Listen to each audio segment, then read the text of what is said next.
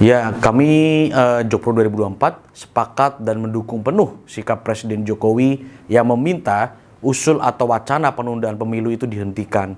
Karena memang pada dasarnya Jokpro juga tidak setuju dengan penundaan pemilu tersebut.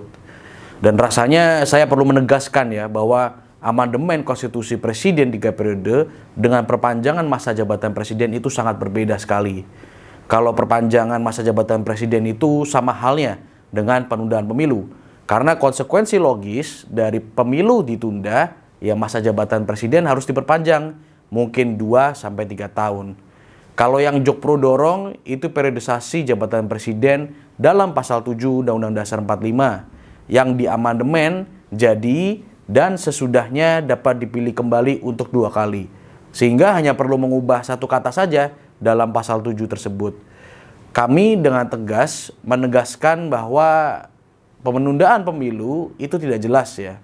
Pertama, syarat-syarat untuk dilakukannya penundaan pemilu ini sangat tidak jelas.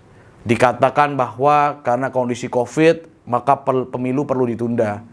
COVID ini sekarang sudah mulai menjadi endemik. Nah, sedangkan Pilpres itu masih 2 tahun lagi. Kan dapat dipastikan dalam 2 tahun ke depan, COVID ini sudah dapat dikendalikan oleh pemerintah. Yang kedua, penundaan pemilu ini tidak ada cantolan atau dasar hukumnya sama sekali gitu loh. Lembaga apa yang berhak menunda pemilu?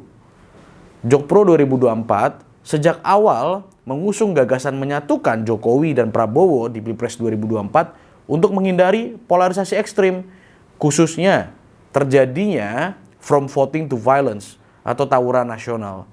Memang konsekuensi hukum logis dari memasangkan Jokowi dan Prabowo di Pilpres 2024 yaitu Pak Jokowi harus dibolehkan menjabat 3 kali.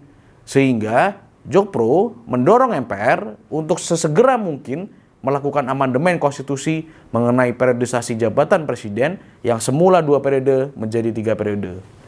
Terakhir, kami melihat bahwa ada logika yang kurang masuk akal mengenai jabatan presiden. Kami membandingkan jabatan presiden dengan kepala desa. Bagaimana mungkin presiden yang memimpin wilayah 83.000 kali lipat dibanding kepala desa hanya boleh 2 periode. Kepala desa itu berdasarkan pasal 39 Undang-Undang Nomor 6 Tahun 2014 tentang desa, jabatannya itu boleh 3 kali. Bahkan 1 periodenya itu dijabat 6 tahun.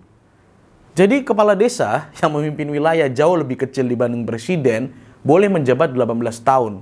Sedangkan presiden hanya 10 tahun. Ini kan tidak masuk akal. Seharusnya presiden perlu diberi kesempatan 3 kali juga. Demikian.